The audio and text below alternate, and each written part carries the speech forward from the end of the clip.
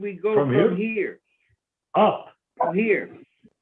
From here, we go vertical, up. And we don't go, Krishna. we don't go up as a group. We go up as individuals together. You went live on YouTube rather than live on Facebook. Oh, So there is no apocalypse. Apocalypse? Oh, you mean all that mythology? No, not really. The only apocalypse occurs at the end of Kali Yuga in 427,000 years, but it's beyond our scope. We're only dealing with a mere 10,000 years. 10,000 years from what date? When Lord Chaitanya appeared, which was a little more than 500 years ago. So actually we're dealing with less than 9,500 years, but in that approximate range. Then we. That's our task, our job. That is the assignment. You know what they say, in the clandestine services, your assignment if you choose to accept it. So that Krishna consciousness is like your assignment if you choose to accept it. So we can choose to accept or not to accept. But why wouldn't we want to accept? Because we've discussed fairly completely that the payback for being delivered by Lord Chaitanya is that we need to deliver others. That will be our deliverance. That will be our act in favor of Krishna consciousness. And Prabhupada said, let Krishna play with gopis. Let me stay here and serve him. We went over that past time, that description, that absolutely brilliant conversation, brilliant lecture that Prabhupada gave back in the mid-70s in Bombay. So, could you repeat that, Prabhu, about that story? How a Vaishnava doesn't want this, a Vaishnava doesn't want that, and it keeps going until the householders are completely devastated. Then the brahmacharis are grinning their ears off, but then they become devastated. Then the sannyasis Prabhu. think they're what? You're shaking the camera as you speak. I'm sorry. Yeah, the sannyasis think they're above it all, and then they become disturbed because what Prabhupada is saying has left them destitute. So finally, Prabhupada pauses and looks at all the piles of dead bodies, sort of like the way Parashuram must have looked at the Kshatriyas after he killed them with his chopper. And there we were, all sitting there, devastated in the room, after each one of us had been deconstructed down to the last cell, down to the last iota of our conscious existence. So we all came to the same conclusion at the same time. Of course, a devotee doesn't want anything except Krishna. We all saw that at the same moment. It clicked, like hitting us on the head with a bamboo stick, a lathi. Pong, we got hit on the head by that knowledge. And so we finally said, we got it. A devotee wants Krishna. He doesn't want this, he doesn't want that. And, you can take away everything from the devotee, but you can't take away Krishna. So that must be what Prabhupada was doing this whole thing about, right? Right.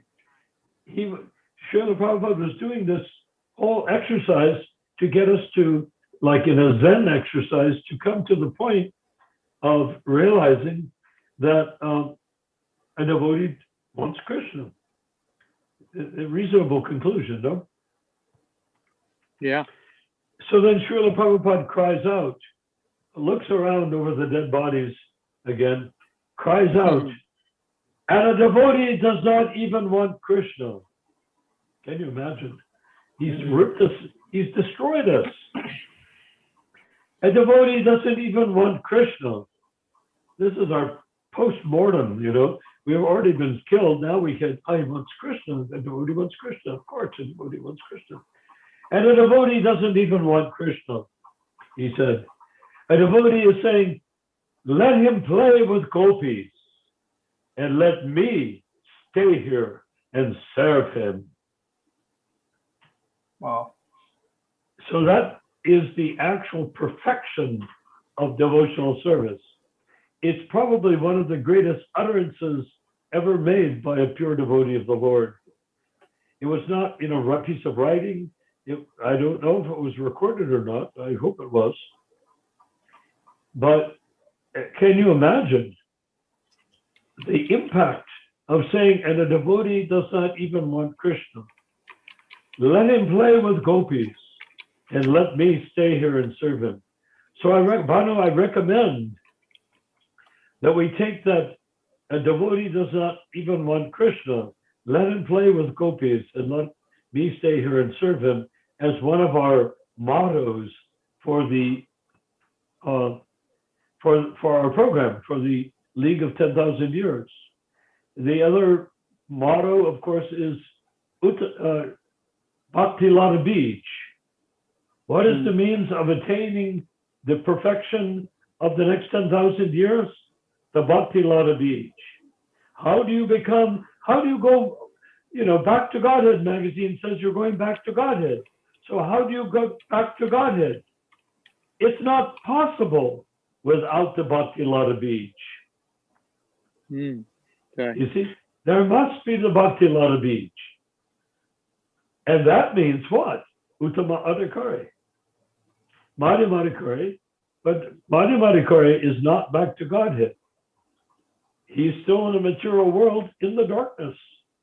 He's in the darkness until the curtain of Maya rolls up. He comes under the protection of Yoga Maya and he can see Krishna. Prabhupada said, curtain of Maya rolls up like that. And then he comes under the protection of Yoga Maya and he can see Krishna face to face.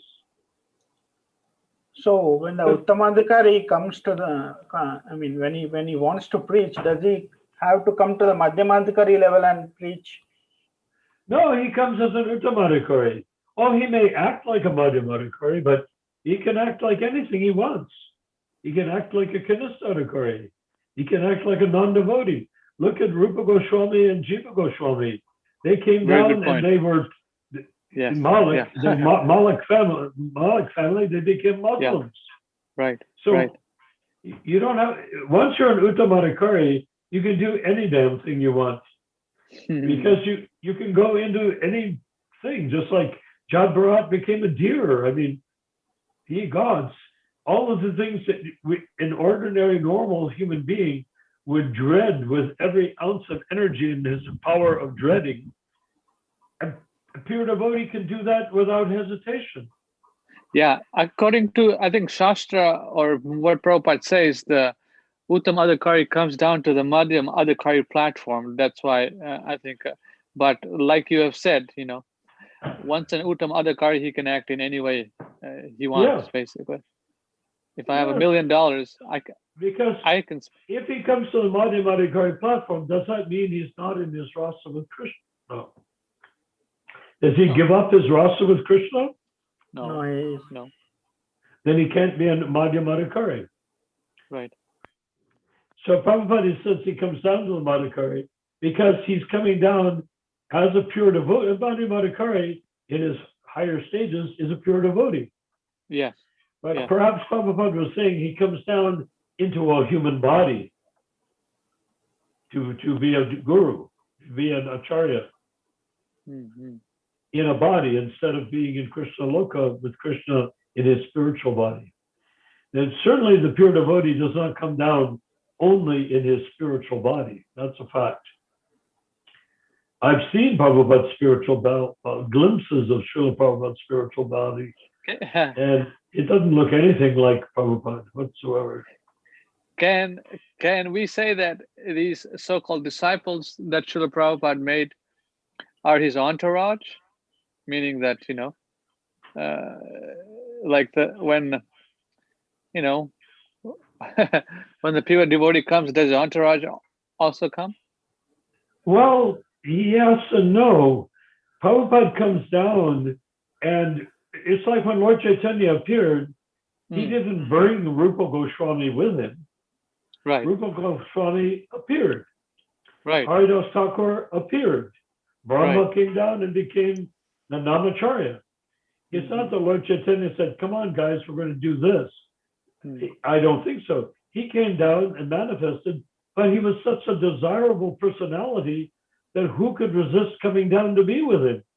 But you can't just come down to be with him like a ticket salesman or like a marker at the circus. You come down, you have to do something when you come down. So they all chose roles. So as far as Prabhupada is concerned, he said, so many people have come from demigods to join this Krishna consciousness movement. We don't know where people are coming from. In a past life regression, I saw Srila Prabhupada. I wanted to know the first time I ever encountered Srila Prabhupada. And I found out that I was like a Mongolian idiot sitting by the side of the road, sort of very fat and dumb, and, what you call it, autistic. And I'd been put by the side of the road by somebody with a bowl so that people would throw money into it to help pay for my food and clothing, like that. And I was just barely, I couldn't talk or anything like that, but I could see and observe things. This was a past life regression that I had. And I wanted to know when I first saw Srila Prabhupada. Well, he came by on the road with he looked like himself, like Prabhupada. He came by on the road with followers on a morning walk. It was like a morning walk. And he stopped and posed for a while, and he was gesturing towards me. I didn't know anything. I was an idiot, I was, what you call it, mongoloid or something like that, the low functioning autism. And I'm sitting there looking at Prabhupada, gazing at him, enraptured by what I see in a neutral sort of way. I'm not raptured, oh, I want to be there, but enraptured by, wow, that person is someone that I'm seeing, and I really get off on seeing him. Seeing him is good. And then he had disciples, and he was talking to the disciples and gesturing at me. And in retrospect, I got the impression that he was asking, how did he get to be like that? Who was saying that? Prabhupada was saying that? Prabhupada was saying that they paused the morning walk, and he was gesturing at me and talking to his disciples that were following him. Okay. So how did he get to be like that, or something like that? He was, and the disciples were all laughing and mocking me in their minds and mouths, thinking that Prabhupada was pitying me.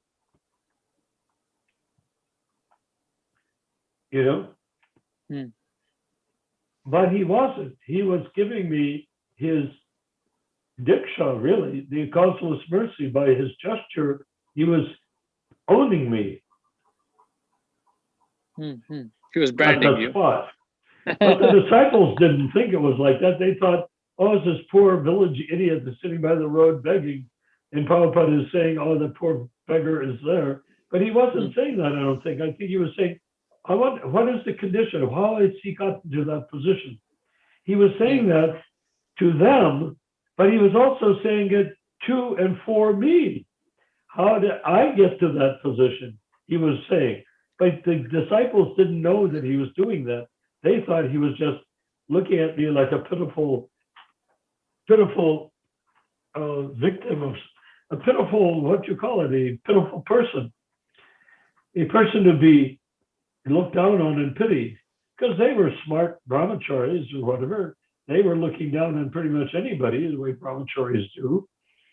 And then they were looking at me and smirking and laughing and whatnot at what Prabhupada was saying. That was first contact, right? But Prabhupada knew who I was. He knew how I got to be in that birth. And he was actually delivering me by giving me, becoming my Vartana Pradaksha Guru, by taking me out of my depth of ignorance and giving me his pure association in that distant lifetime, hundreds of years ago. Wow.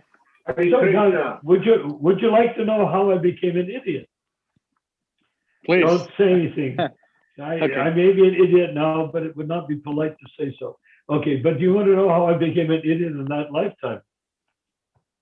Please go ahead. Yes, I'd like to know. We'd like to know for the record, so we have it.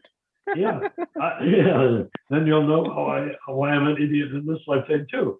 But anyhow, so what happened is that Srila Prabhupada, let's see, how did that go? I wanted to be in.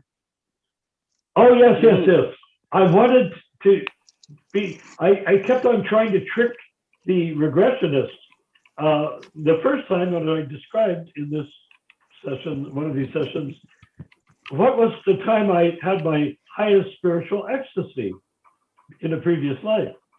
And the regressionists took me, and I was doing austerities in the Himalaya, in the mountains, in the hills somewhere, and I came down, running down a valley, a gulch, as I did actually at the Kumbh Mela in Hardwar, to the Rath Yatra. And I saw the Rath Yatra cars with chamaras and white. They were white, covered with chamaras. I never knew that they used to be white, but it turns out they were. And they used to have chamaras on them, going up the side of the peak of the Rath Yatra car. And someone was leading kirtan, and it was amazing kirtan. No microphones, of course. It was hundreds of years ago. I don't know if it was Lord Chaitanya or one of the Vishwanath Chakravarti or one of the great acharyas or whoever it was, when their chanting was so ecstatic that everybody, like 100,000 people at Jagannath Puri, were dancing and chanting. We were dancing up in the air and down from the sky. We were dancing so freely without ability. We weren't dancing. It wasn't like dance, dance, dance. We were just hurled upwards and hurled downward, hurled upwards, hurled downward by the ecstasy of the presence of Lord Jagannath, but most particularly the chanting of this person, this acharya, whoever he was. I don't know who he was, but whoever he was, he might as well have been Lord Chaitanya. The ecstasy was such a high level. But I suspect it was somebody following Lord Chaitanya, after Lord Chaitanya. But in any event, so I asked what was my most ecstatic thing. Thinking out was that, there I was puffed up thinking, this is when I would meet Prabhupada. Was in my most ecstatic lifetime, right? No. I hadn't met Prabhupada yet. So then I went and specifically and started saying what was my most ecstatic experience. When did I meet Prabhupada? Then he puts me there by the side of the road. The regressionist takes me back to sitting by the side of the road, sort of, how the people out there were sort of fat and lumpy, their eyes are funny, their necks bend forward, their mouths are funny, you know what I mean? And there I was by the side of the road. That's when I met Prabhupada. I didn't have this thing where I was a brahmachari and I came, oh, Swamiji, I want to be your disciple or something like that. But no, I was an idiot by the side of the road. Twice I was in a humbled position. So the regressionist broke the rules of regressions. He couldn't handle that. That's when I met Prabhupada. So he asked me, go back. I didn't ask him to do this, and it's not ethical, but I'm glad he did it. I'm so glad he did it. He said, now go back. He didn't even give me a choice. Now go back to he didn't say, do you want to? He said, now go back to the birth that you had prior to this one as an idiot, and who were you And why did you become an idiot as a result of that birth? Okay, you guys, are you all ready for it? Sorry. You ready? Yes. Yeah. Okay, Yes. so there I was. So, oh yes. Okay, there I was. I was a Mandarin in a very high-level Chinese family in China. I know that I was a high-level Mandarin because I was like, my whole palace, or I don't know if it was a palace or manor house or whatever it was filled with the most rare antiques, Ming vases that have never been seen before because this quality has not survived. I mean, the whole place was like a museum full of these treasures. Fantastic. Yeah. And the house itself was a treasure. It was a beautiful palatial manor house in that dynasty. I think it was after the Ming dynasty, but all these antiquities from the Ming dynasty were there. And I remember myself, I was, you know, I don't know if I was tall, I don't know if I was Chinese, but I was elegant, very withdrawn, very arrogant, not arrogant, but withdrawn arrogant, meaning I didn't give time of day to anybody. I was wearing this beautiful Chinese gown with big sleeves, and I had my arms back and forth between the sleeves. And I would travel, walk around. And if anybody tried to talk to me, I would shut them down. And I shut myself down because I was caring for that museum-like place. And I took it so seriously that I didn't let anything, any thought, any feeling get in the way of doing that. So you I can relate, man or Prabhu. a woman? Are you seeing where are you seeing where this is all leading? I can relate, So Prabhu. he took me to that. So then, that is the birth I had. That it may have been the birth before, or at least it's the birth that caused me to take that birth as an idiot. Why? Because as an idiot, I was doing exactly what I was doing in that palace. But instead of being surrounded by treasures and being absolutely still within the awe-inspired atmosphere of these treasures, I was sitting by the side of the road in India as an autistic Mongolian idiot. Mongoloid idiot. Not from Mongolia, but maybe it was Mongolia, who knows? Rama. So do you see, the fact that I restrained myself without yoga, without God, without any idea of becoming a yogi and delivering myself by crashing out through my skull at the time of death, by going through that whole pastime in that lifetime, I had reduced myself down to being practically completely a Mongolian idiot, autistic. Because the fact that I was surrounded by treasures and wealth and dressed gorgeously didn't make a damn bit of difference, did it? Was it a woman body or a male body? No, I'm sorry? Was it a male body or a female body? The last male body. Practically speaking, I don't recall ever having a female body. Mhm. As At we least all are. I've never had a past life that I could recall. I know a lot of people that were females in their previous lives, but I can't recall any such body as being a female because I developed so many, as it were, Zen and yogic type tricks that I was able to maintain the male mentality no matter what, even if I was living an excessive life of some sort with lots of women. You have too many women in your encounters of too many, women concubines and whatnot, then you become a woman. Well, I didn't, because at the end of each of those lives, even as a Mongolian, which I was a Mongolian at one time, a Mongol, you come out of that and you And at the end, after all of this excessive, what you call it, conjugal relationships, I would pull back and renounce everything. And in that renounced stage, I would become free from all desire. Even though I still had the karma and the Shakti for another birth after that and another birth after that to do the same sort of thing, be a nobleman, a king, or whatever, and lots of women. But I had the technique of getting out of it. And that's what I did also in that birth where I had the highest spiritual experience. I'd been a very wealthy, or reasonably wealthy guy, surrounded by lots of women and men, mostly women and kids and whatnot.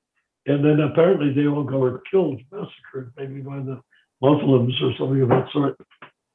And I went into the mountains to practice austerities. So I was just doing what I always did. At the end of my life, I practiced austerities. Out of that came a much better birth than if I had just died a worn-out old sex fiend or something of that sort.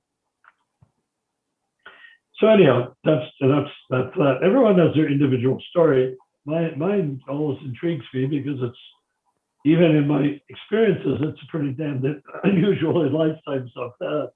Very unusual ones. It's interesting ones, no doubt. So I don't need to get carried away with my previous lives. Yes. Mahaprabhu Prabhu. Yes, Mahaprabhu. Isn't Hari the female version of Krishna? Hare, yes, female. Hare Krishna means Radha Krishna, Radha Krishna, Krishna Krishna, Radha Radha. But we say Hare, it connects with Krishna as Hari. So that connection gives Radharani a certain type of characteristic instead of saying Radha.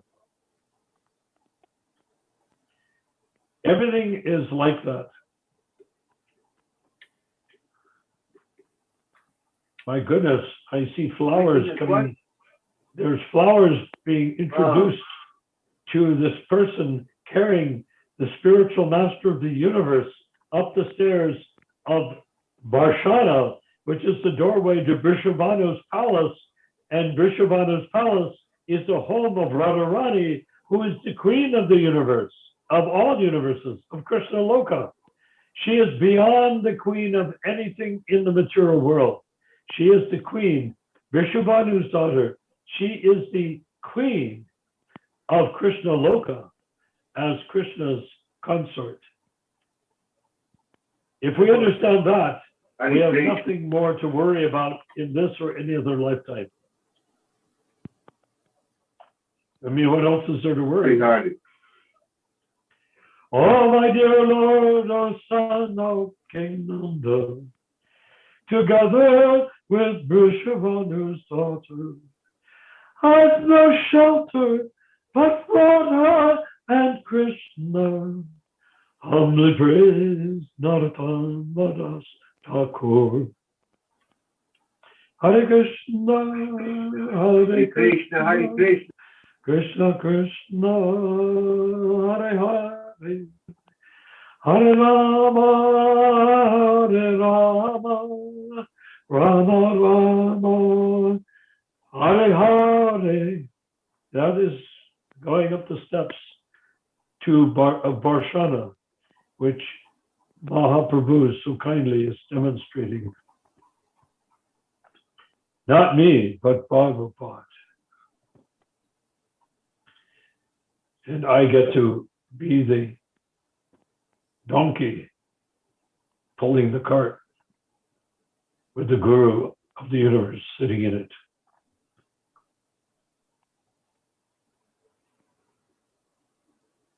Extraordinary, no? How could I have known in my, there's no previous birth that I can connect with in which such a pastime could have taken place. This is like the crown jewel of the crown jewel of the crown jewel of all the lifetimes I've ever taken since time immemorial.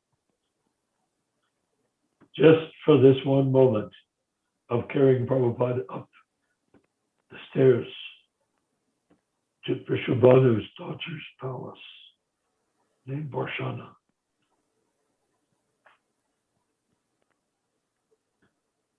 Isn't that amazing?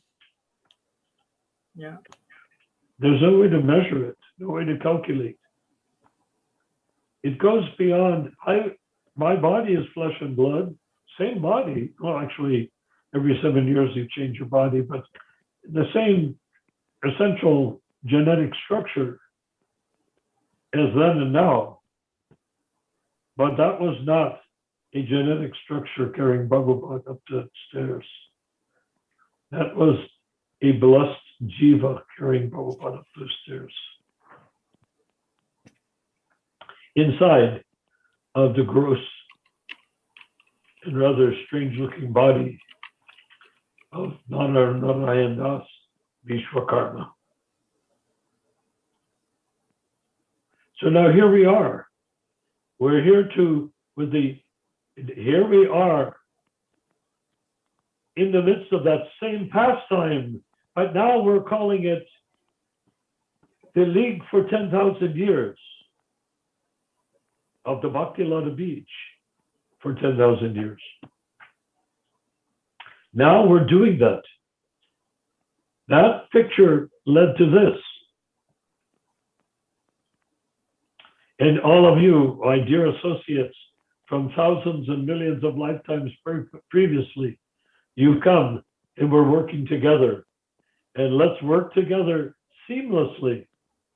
Each of us with the Bhakti Lata Beach sprouting from our crown chakra going upward. And yet 100,000 or maybe 100 million of us with such sprouted Bhakti Lata Beach in the crown of our chakra, associating with one another, trembling, chirpulating in transcendental ecstasy as we deliver each and every jiva in these fallen souls in this material Kali Yuga prior to the end of the 10,000 years of the golden age of Kali. This is not an opportunity. Krishna Prabhu. This is an ecstatic pastime for all of us. Yes, Prabhu. Mahaprabhu. Does all the spiritual activities come under the Bhakti Lata Beach, or there any distinctions? I'm sorry, say again. Remember, talk sort of gradually. Yeah. For me. Does all the spiritual activities come under the Bhakti Lata Beach?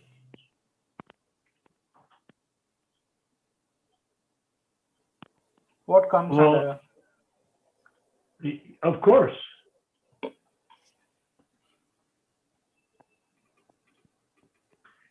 There's only one spiritual activity, and there's only one person performing spiritual activities at all. We think, oh, I belong to ISKCON, there's so many people, so spiritual, everything's nice, like that, everything's rotten, whatever we want to think. There's only one spiritual person. You know what that is? Who that is?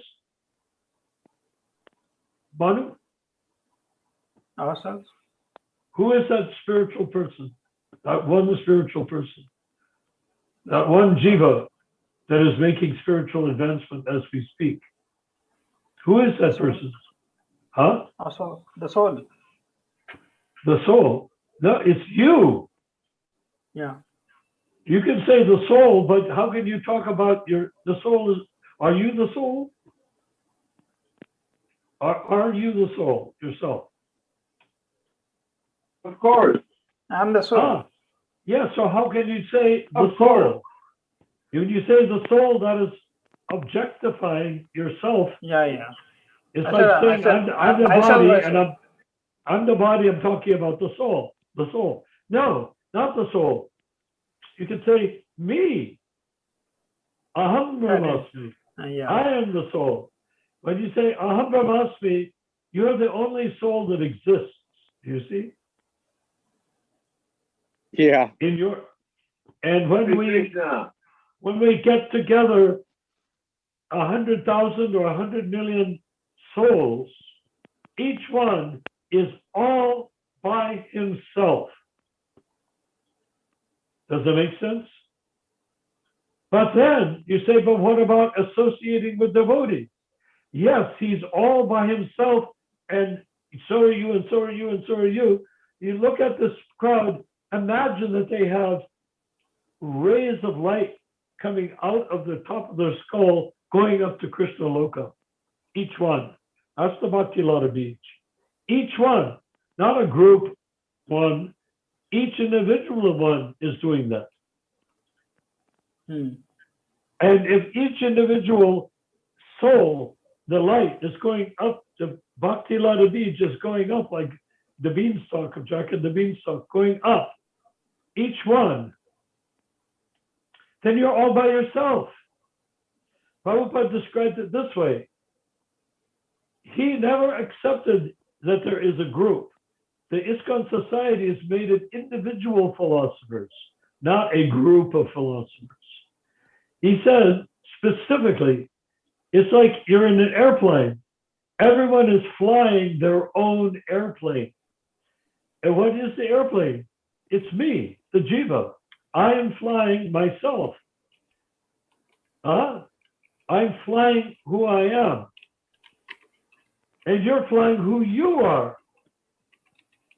So when I say the Jiva, I'm only discussing this. That's you, Banu. You're the Jiva. Does that make sense? Yeah. You're not part of a group. And you definitely can't objectify saying the soul or my soul. Can't do it.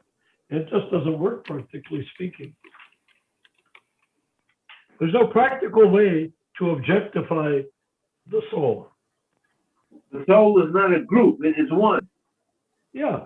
Supposing you went into the soul is not a group. The You are the soul. What are you saying? You're saying the soul is not a group, he's saying. The soul's The not a soul group. is not a group. It is one. Yeah, the soul is one. But there are so many souls. It's not that we are all the same soul. We are all individual sparks. We're individual souls. Is that what you meant, Mahaprabhu? Hare Krishna. Is that what you indicated, Yes, or do you think, or were you indicating that we were all part of one big soul? I thought we were part of. We are part of. We're part of. Krishna is, if you have to say that, Krishna is the one big soul, and we are all part and parcel of Krishna. But we're individual souls. Hare Krishna. So when I talk about the soul, I say the individual soul, and each of us is an individual soul. And if you can imagine that if we were all standing in the same room, it doesn't matter, we're standing wherever we're standing, that the Bhakti Lata Beach is coming out of each one of us individually and going to Krishna's lotus feet individually. So what is it meant by association of devotees? As each individual soul rises individually to Krishna's lotus feet, we associate with each other and become filled with transcendental ecstasy because you're part of Krishna, part and parcel of Krishna, and I am part and parcel of Krishna, and Bhanu is part and parcel of Krishna. Everyone on this site, Ramachandra, everybody on this site is part and parcel of Krishna. Everyone. So therefore, my soul different from your soul? Of course. Completely different. Because in the end, when we're in our rasa with Krishna, there's no duplication of rasas. Each rasa is an individual rasa with Krishna. You get the point? So we don't share the same soul. The what? Do we share the same soul? No, you are the soul when you're in relationship with Krishna. Like I like to give the example, you fan Krishna when you're in the Madhyamadikari stage, And as you fan Krishna, when you get to be actually good at it means you don't fan someone without giving them pleasure. If you fan someone without giving them pleasure, they'll tell you to go away and do something else. But if you're beginning to give Krishna pleasure by fanning him, he gets to the point of wanting you to be fanning him always, eternally. He takes away the Maya curtain, rolls up. You, the individual soul, come in contact with Krishna in the swarup or form that is required for fanning Krishna, and there you are in Krishna Loka, fanning Krishna. That's the Uttama Adhikari platform. So, what about somebody else that fans Krishna? Well, then that other person is in Krishna Loka, and it could be both of you are fanning Krishna, but as individuals, not that you all merge into one Krishna fanning person. Never. No merging takes place for the Vaishnava. Merging is there. Brahman means you can merge. Brahman means Aham Brahmasmi means I am Brahman, I can merge. Or Aham Brahmasmi means simultaneously and inconceivably one and different from Krishna. You see? Simultaneously. Prabhupada says even in Brahman, you remain, you have your individuality. You don't. Well, you do, but you don't think you do. That's the big joke on the yogi. He goes into Brahman, into the Brahma Jyoti, and he becomes, Prabhupada says, like a green bird in a green tree. He disappears. He vanishes into the Brahma Jyoti. Why? He's given up his bones, his flesh, his material mind, his material intellect. He's given up his material ego of individuality in that body. He's given up everything. And he goes through the crust of the, all the earth, fire, water, air, ether, mind, intelligence, and ego are layers, each one 10 times thicker than the last. On the inside of the universe, like an eggshell made of 10 layers, and 10 times more than each previous one. And so when the yogis manages to merge to travel through, like a needle traveling through cloth, he travels through the external layer of the universe out into the Brahman, into Brahmajyoti. He says, now I've become God. And he merges into Brahman. But as you say, Banu, he doesn't actually merge. His form is still there, but it's completely transparent. Or as Prabhupada said, it's like a green bird in a green tree. You might say the bird is merged with the tree because you can't see the bird. You look at the tree and you don't see the bird because the bird is green and the tree is green. And so the soul can stay in the Brahman, which is just light, energized light, highly energized light, because it's the crisscrossing of the energies radiating from the different planets of Vishnu.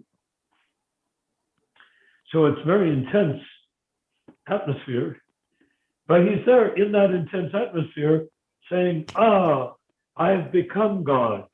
I have merged with God and have become God. I am now one with God. I am God. That's what I wanted to do, to give up that stupid individuality that I had and to merge and become, God. So how long can he stay there? Well, there's no time in the Brahmajyoti, Brahman. Time exists in the universe, and he's gone out of the universe. So he can stay there, who knows, eons or days or something like that, whatever it turns out to be. But you know what Prabhupada says, is that when he's merged into Brahman, he still is a jiva that is individually part and parcel of Krishna. He's completely bleached himself transparent with supersonic bleach. And he's merged.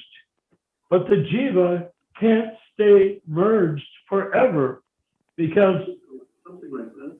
He has not actually merged with God. He's vanished into the Brahman, which is God's energy, Krishna's energy, he's merged into the Brahman, but he hasn't become Brahman. Why? Because no Jiva can become Brahman. The Jiva is individually part and parcel of Krishna. Just like we're here, Mahaprabhu thinks he's a hearing aid specialist, and I think I'm a retired art restorer, and somebody else feels of this, another person feels of that. That's our identification within this body. But if you go into Brahman, you give up all identifications, or you think you do, and you're floating there in Brahman. But guess what? The soul, this is the part, please do concentrate on this part. The Jiva is part and parcel of Krishna. Krishna is a person. The Jiva is also a person. The personality or the person of the Jiva cannot merge into God. He's individual eternally, because Krishna is eternal, you're eternal. We're all eternal, and we're eternally individual, infinitesimal parts and parcels of God. So this infinitesimal thing, critter, is up there surrounded by some vague remnant of his mind, floating around in Brahman, imagining that this neutral feeling is bliss, which it is sort of bliss, but it's not the bliss of your rasa with Krishna. It's just a bliss of floating around in the swimming pool full of Brahmajyoti. And at some point, this is it, I'm talking extensively, but I want every point of this, every tiny angle of this to be understood. And what happens? At some point, the Jiva says, this sucks. I want to do something. Why? Because Krishna does things. Krishna can be as aloof as he wants. He can be as impersonal as he wants. He can do anything he wants. And the Jiva is part and parcel of that. Krishna can be, Krishna's energy is the Brahman, so the Jiva can merge into the Brahman, or he think he can. But at some point, the Jiva says, enough already. I want to be somebody and I want to do something. I'm tired of holding my breath underwater for eons, for kalpas. Make me dance, make me dance. Yeah, exactly. Well, he may not say that, Make me dance. but that would be a good thing for him to do. But more likely, since he was an impersonalist and wanted to merge with God, what he does is he comes down back to earth, taking a most extraordinary birth. What sort of birth? Well, look at all the extraordinary people that are born. Look at Mozart, look at Shakespeare. And Mozart was able to write operas from the point of view of dozens of people as individuals. Nobody can do that. Why? Because we don't have the ability to detach ourselves from our own personality to the degree that we can understand something as though it were an abstract puzzle full of jivas or personalities manifesting, like in the Marriage of Figaro or some sort of opera like that. There's a point where people keep wandering in, person standing on the stage singing, somebody else wanders in and starts singing a different song that meshes perfectly with the one that the first person is singing. And then gradually people come in until you have a dozen people on the stage, each one singing a different song that is in perfect harmony with the song that the first person on stage was singing. That's impossible. Now, Mozart was a Mason, but the Masons are also mystics, and it's impossible. So I would say it's a safe conjecture that Mozart came down from the Brahmajyoti, that Albert Schweitzer came down from the Brahmajyoti, that Einstein may have come down from the Brahmajyoti. You know, all of these people, or Tesla came down, these are all people with such extraordinary perceptive powers that you can't evolve it by taking birth after birth. They have to come down, you can't grow up into that level of mentality, but you can descend into that mentality. Shakespeare, look at his plays, absolutely astonishing ways of seeing people relate. Look at his sonnets. I mean, they're not human sonnets. No human could write them. But if you came down from a higher plane, like Krishna, from the Brahman, then you understand the relationships. Why? Because when you come down from Brahman, you no longer have the identity that you had when you went into the Brahman of a yogi somewhere in India. You gave up your identity. So when you come down, you get nested amongst billions of identities.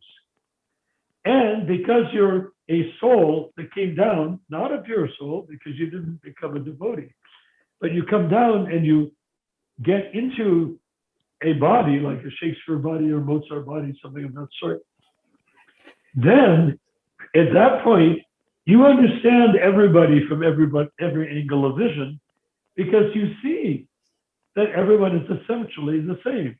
Without even knowing the nature of the Jiva, you can tell that each living being is a living being and acts according to his nature. So you write your poetry, or you write your opera, or you write your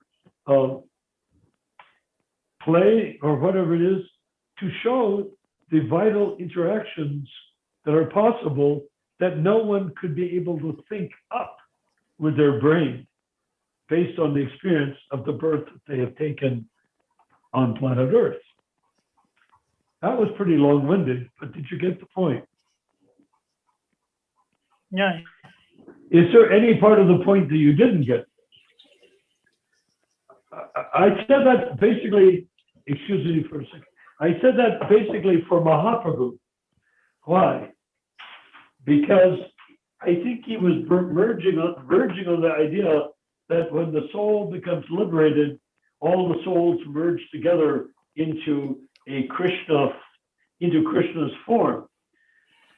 When the soul is liberated, he acts as part and parcel of Krishna's form, but he doesn't merge with anything. He retains individuality.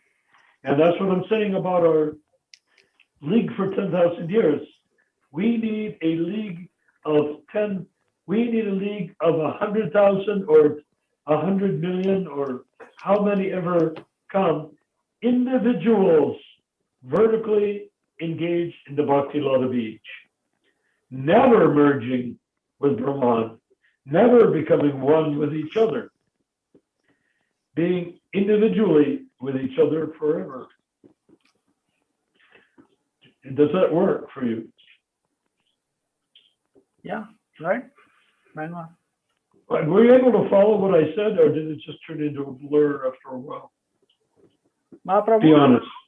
Were you able to follow everything I said, or did it turn into a blur after a while?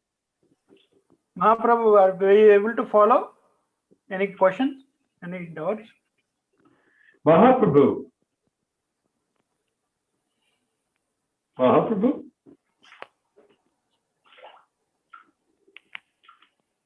Maybe he's out there. Maybe he merged into Brahman.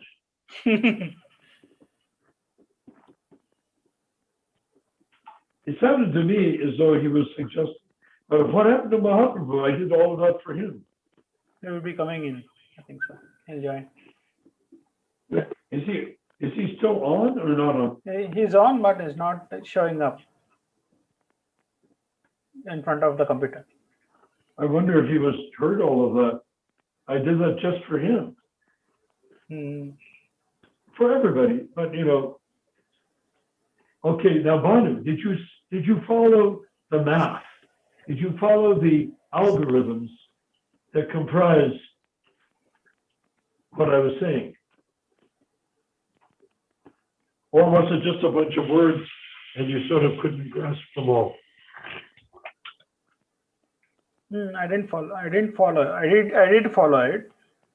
You did, or you did not, or you did? I did. Well, that's good, because if you followed it, basically, by following it, you become automatically enlightened. Yeah. Because this is the topic of enlightenment. It doesn't tell you which rasa with Krishna you have, but it does tell you the nature of being able to have a rasa with Krishna. Does that make sense? Mm. Say it again. Is Mahaprabhu there? Say it again, Prabhu. I'm sorry? Say it again. Who's talking? It's Mahaprabhu. Oh, Mahaprabhu. Did you hear all of that, or did you duck out? I wanted you to repeat it, please. It would take a long time. But did you get the point? Did you hear it all, or you didn't hear it all? Yes. If you didn't hear it all, that's okay. But I just want to know, because I was doing that entire recitative, it would be in an opera. I was doing Mayavada philosophy. that entire Dismissing rap it. just for you. That was all for you, Hare Krishna. Jai. So did you get the point that the soul never merges with other souls into God? The soul Yes. is eternally an individual. Even when he merges into the Brahman, he can't actually do it, but he merges, he thinks he does. And Prabhupada refers to it as a green bird and a green tree. Does that make sense?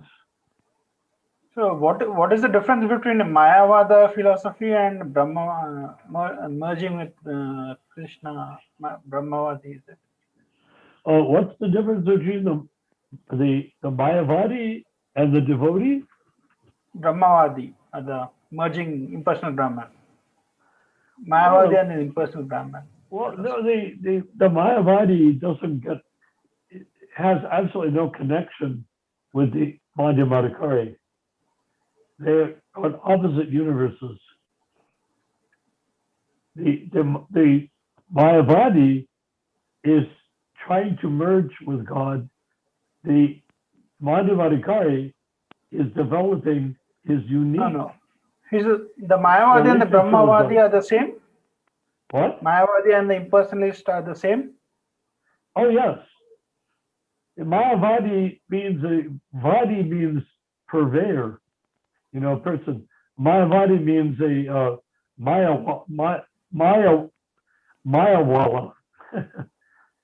Vadi is sort of like, a person who believes that everything is Maya, including the self. So the Mayavadi is an impersonalist. Mm. And an impersonalist is a person who wants to give up his individuality and merge with Brahman, what he thinks is God. But of course, Brahman is not God, not even close. It's just rays crisscrossing throughout the Brahmajyoti, spiritual sky, crisscrossing back and forth from the different Vishnu planets. So the impersonalists worship on the syllable Om. Say again?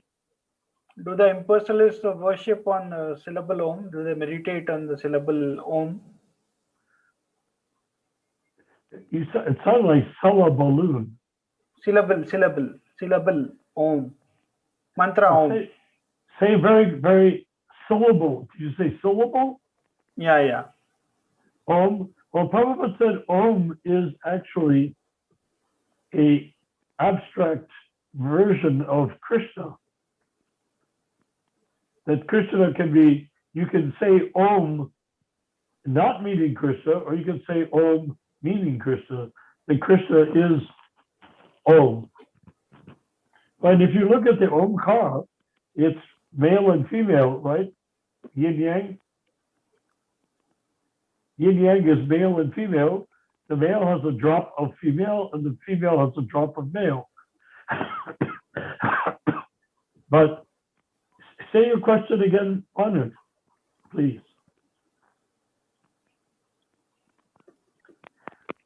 We're venturing outside of the realm of normal thought and normal philosophical conjecture. We're going into uncharted waters.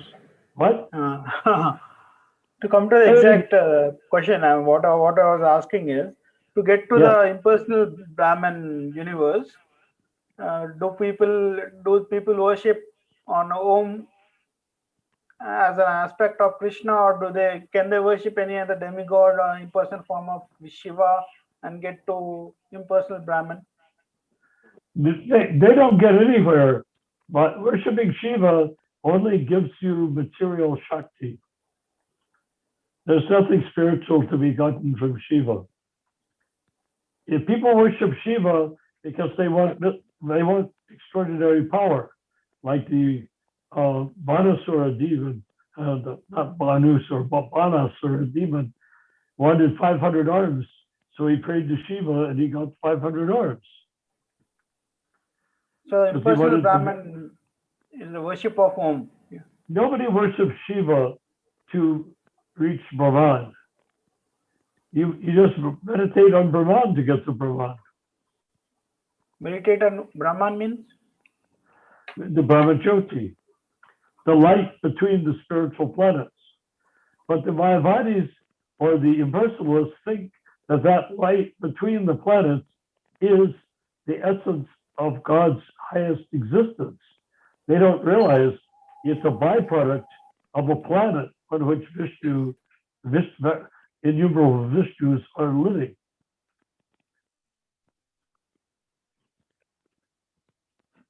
Yeah. Yeah, everything the Hindus believe is way off. It's way off. It didn't used to be way off, maybe 5,000 years ago, but over the last 5,000 years ago, the beliefs that we attribute to Hindus or people living on the Indian side of this river, that the practices and beliefs are very, essentially, people don't worship Shiva with pure, unalloyed love of God. They worship Shiva because they want something. They want Shiva to give them a benediction that they didn't earn through their karma. They want a mystical power, or they want some sort of feature. You know, like there was that story of the yogis that meditated on Shiva. And finally, Shiva felt obliged to grant his desire because his austerity was so great, so intense. So what happened is Shiva came to that person and said, "You've meditated so powerfully and so nicely. What is it that you would like?" And he said, "I'd like the power, mystical power, that whose ever head I touch, it will explode." This is what people do. Instead of worshiping Krishna and Shiva as an expansion of Vishnu, who's an expansion of Krishna, they want the powers that Shiva has. So Shiva gave him that benediction. The minute that he gave him the benediction, that fellow came running up to Shiva to touch Shiva's head to see if it would explode. And Shiva was in a real pickle. So I don't exactly remember how the story ended, but essentially Shiva suggested to the man that he had not actually given him that power. He said, "If you want to see that I didn't really give you that power, then touch your own head." So he touched his own head and his head exploded. And therefore, he couldn't grab Shiva and make Shiva's head explode. So this is the sort of thing people do with Shiva. It has very little to do with worship of Radha and Krishna. Actually, it has nothing to do with the worship of Radha and Krishna. I It's a think completely different dimension. story. I think the story ends where Shiva, he goes and like he doesn't know what to do, so he goes and takes shelter with Vishnu, and Vishnu is the one who tells him to do this trick on him. Mohini Avatar comes and she dances with the Banasura, and whatever Mohini Avatar does actions, Banasura also does those actions. So Mohini Avatar places the hand on her head. Banasura also places the hand on Banasura. Is it Banasura or whatever the Rakshas?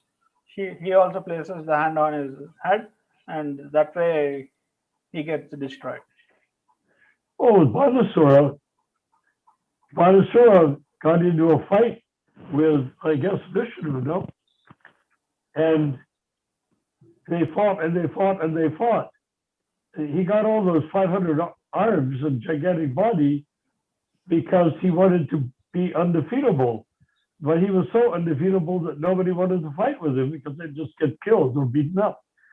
So Banasura was so frustrated, he went and started taking his fists and knocking the tops off of mountain peaks. He was so annoyed. And then finally, he challenged Vishnu to fighting. And in the end, Vishnu to fighting. And in the end, maybe it was Krishna, but in the end, Krishna shot arrows and trimmed off all but 2 of his arms and took away that benediction from Shiva. And he fell down at Vishnu's feet and thanking him for having taken away his foolish desire to be able to conquer everybody with his 500 arms when he couldn't even get anyone to fight with him. That story is there in Srimad Bhagavatam. I think Krishna's grandson or someone, Banasu's daughter and Krishna's grandson they fell in love. I couldn't quite understand. Banasu's daughter and Krishna's grandson, they fell in love, but Banasur captures that grandson of Krishna and he keeps him. So Krishna comes to the rescue, Krishna and Balram. It goes like that. Well, these are all very wonderful things, and they're all designed to convince us that Krishna is God.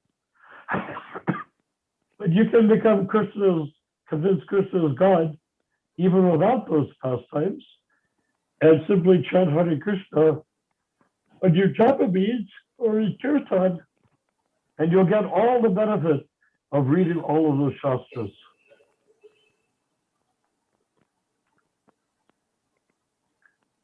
Right. The purpose we have in reading shastras is so we can describe Krishna's pastimes to non-devotees. And by hearing these pastimes, they become devotees. So that's our purpose. Is anything going to change as a result of us hearing about Krishna's pastimes? Well, they're ecstatic if we're amongst great devotees who are pure devotees. Describing these activities of Krishna's pastimes sends us into a state of ecstasy. Ecstasies, since there's a group of us.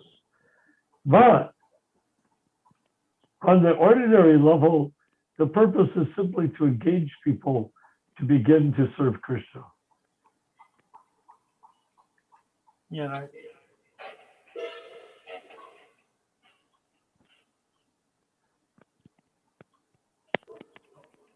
So shall we conclude for today, Prabhu?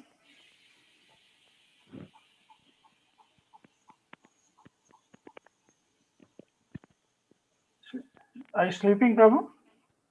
Who? You. No. Closing your eyes. No, I'm just waiting for someone to say something. Okay. I don't. What I'd like to ask you, actually, frankly, and on live, is when I do a big, long rap on dissertation, non-stop. Is that okay, or should I just go in small pieces and talk and interact with people as I go? What? I gave you that whole thing. What? You're muted? No, what were you saying? Maybe do you choose. think, was it the wrong thing for me to do? I thought I heard Mahaprabhu say, do we merge? And I wanted to clarify that merging is not one of the things that the Jiva can do or wants to do. No, Unless, he was asking if each soul is different, or everyone has the same soul. He was asking. So, new question. I don't understand. Can you He was clarify? asking if everyone's soul is different, or Yeah. everyone has the same soul. Yeah, each soul is completely unique and becomes its most unique feature is when the person goes from Madhyama Adhikari finally to Uttama Adhikari. When he becomes an Uttama Adhikari, everything between him and Krishna is absolutely unique.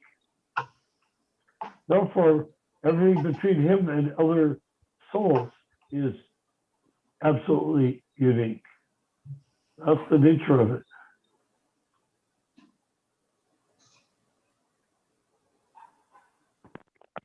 Does that make sense? Yeah. But it's kind of also, everyone also carries a super soul, so in that way, it's also true what he said. What about the super soul?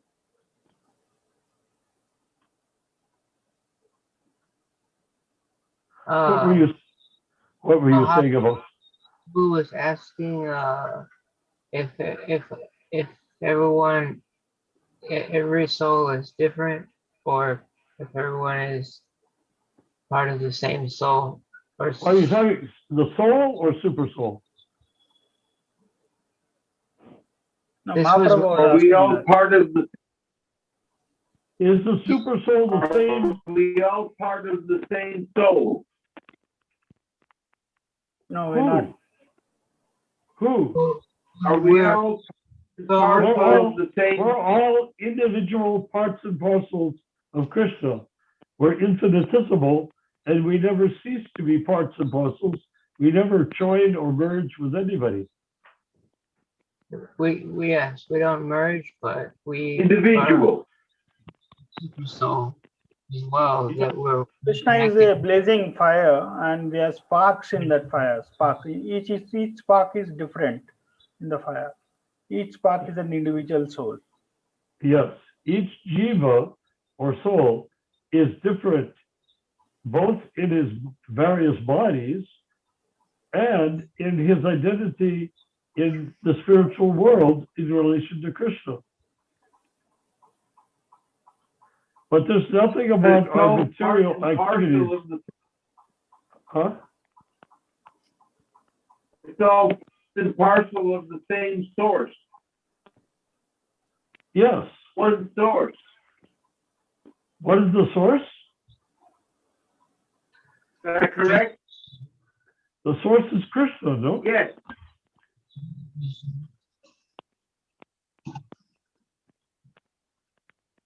There's no source. They have been existing eternally. Krishna has been existing eternally, and the souls have been existing eternally. Can you say that again? Say it again.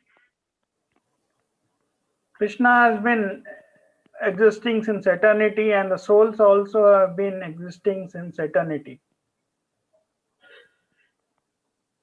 I just couldn't understand what you said. Is the messenger of Krishna? He said, Prabhupada, the messenger of There's a lot of interference. So Prabhupada is the messenger of Krishna. Who is the messenger of Krishna?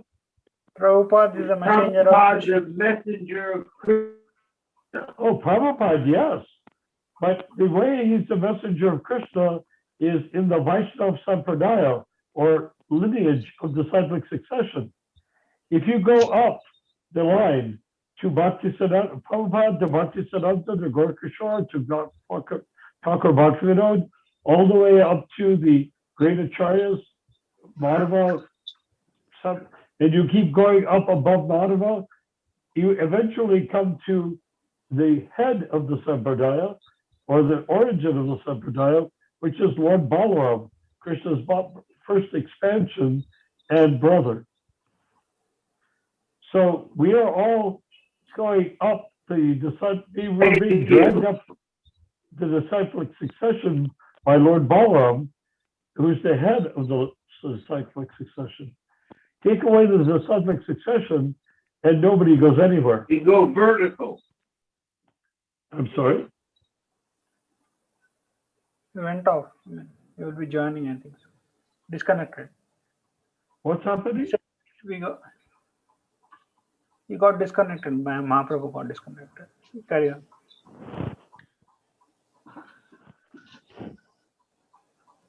Everything is very scratchy right now.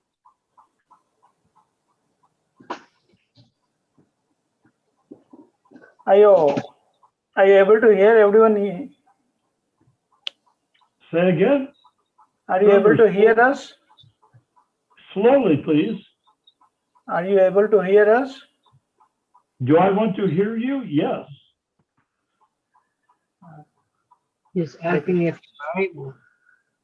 What do you want to say? Yeah, go on. Huh? He's saying, Mahaprabhu is saying, everything goes vertical. Vertical. Are you saying the soul, the trajectory of the soul is vertical? That's true. It's called the Bhakti Lata Beach, or the creepers that goes all the way to Krishna's Lord's feet.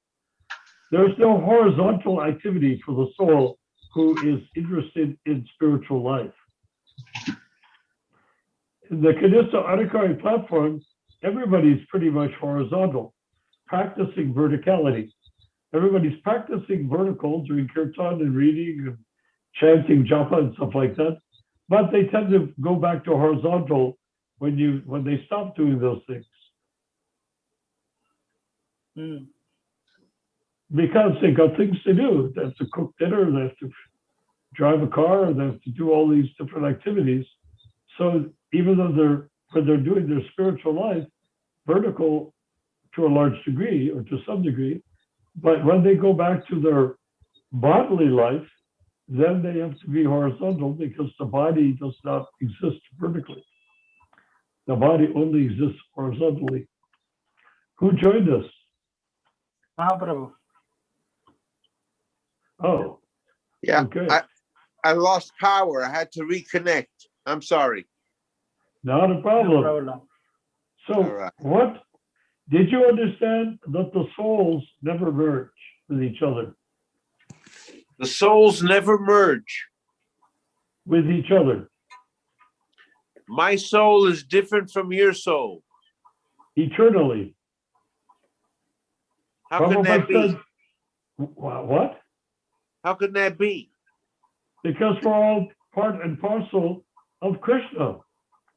Of the same soul. Krishna is a person, and we are persons too, but we're infinitesimal persons inside of Krishna's form. In the spiritual world, we have bodies as big as Krishna, or he has body as small as us, because we're relating equally in the spiritual world. We're all connected to the same Jiva. Is that correct? No, there are an infinite number of jivas. Krishna's not a jiva. No, I'm just playing around. Instead of watching TV, I Zoom. I talk to Krishnas, Hindus, Buddha. I'll throw in my 2 cents here and there. Jiva is that a Jiva is a soul. It's all Yes. there. I took a It's, comparative. it's Where's the noise coming from? infinitesimal. It's all The there. reason why there can be so many infinite number of infinitesimal souls is because they're infinitesimal. They take up no space whatsoever. See, even though we're part and parcel of Krishna, we are non-dimensionally part and parcel of Krishna. But we never cease to be individuals, and being part of parcel of Krishna is not our destiny. Our destiny is to be the same size as Krishna, even though infinitesimal part of Krishna, and to relate to Krishna in whatever way is appropriate, mutually pleasurable in the spiritual world. Is that okay? Prabhu, does What that do you answer think? your question? What do you think? You muted. Banu, please speak slowly, because I can't hear otherwise. Okay. I'm asking you to unmute. Ask to unmute. Okay. Who are you asking? Mahaprabhu. Yes, and what are you asking him?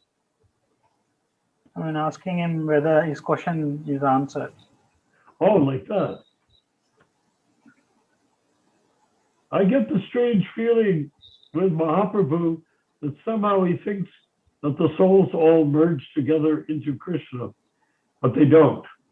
They're all individually. And when you get to the Krishna Loka, all those parts and parcels of Krishna are manifested in forms, some of which are bigger than Krishna. I mean, the Like souls whether have the spiritual, a body, they take a body, the souls take a transcendental, the souls become bodies over there. The whole body becomes the soul. Well, the Spiritual world. souls in Krishna Loka, the souls become spiritual bodies Yeah. or spiritual identities. And it depends on what their pastime with Krishna is. The size also depends. Like Mother Yasoda is bigger than Krishna because she's his mother and she's a baby. But a blade of grass is smaller than Krishna. And cowherd boys can be bigger, smaller, or the same size as Krishna. Does it make sense? And they're all individual souls. Everything you read about in Krishna's pastimes, everything you read about is pure spirit souls. Because Krishna's pastimes don't exist in India. They exist in the spiritual realm. And therefore, they are spiritual activities, and everyone in relationship to Krishna is also participating in spiritual activities. Make sense? Yeah. So, Banu, I have a feeling you also want to go further. Excuse me. You would like to go further with this idea. Where do you want to go with it? What do you want to distinguish right now?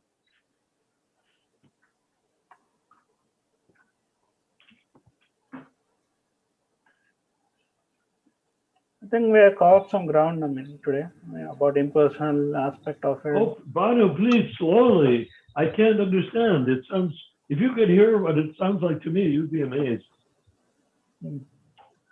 I mean, I'm saying we have covered some ground today about the impersonal aspect of impersonal Brahman, about Mahaprabhu's questions on the soul being. Banu, soul. I can't understand what you're saying. I don't know. The problem isn't from my side. Bhakta Ananda, are you what I'm speaking?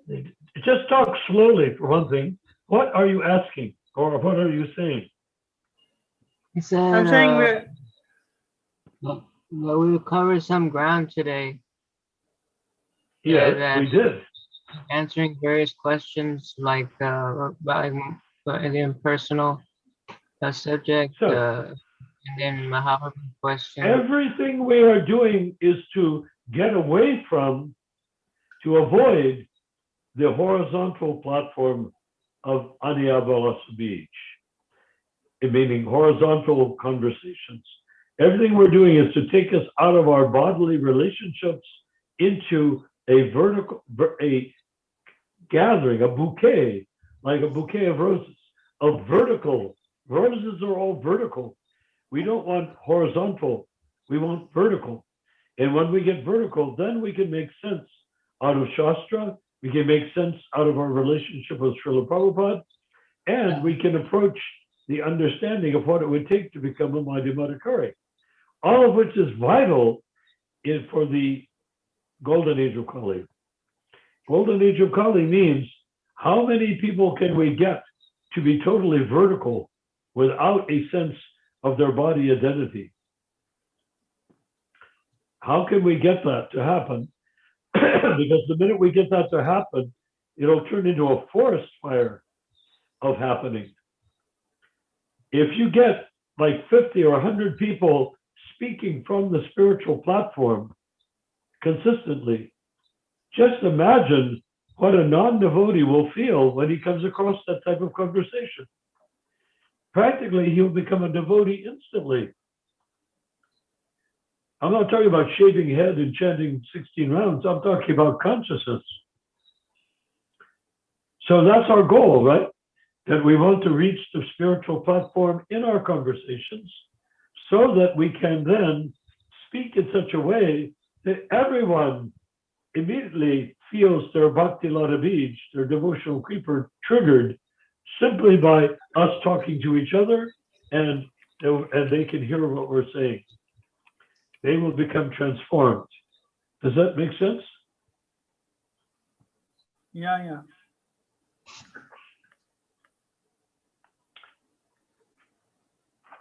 So what goal do you have, Banu? I think we can conclude for today. You think we reached a good completion point? Yeah. Okay. I will try to somehow or other tomorrow get some stuff up and send it to Ramachandra so that he can then send it to you for the website, okay? I think I'll have some time tomorrow to do that. Okay. Hare Krishna. Hare Krishna. Hey, So you're going to cut us out? We're leaving? Yeah, we're leaving. Concluding. Okay. Hare And I Bol. will leave.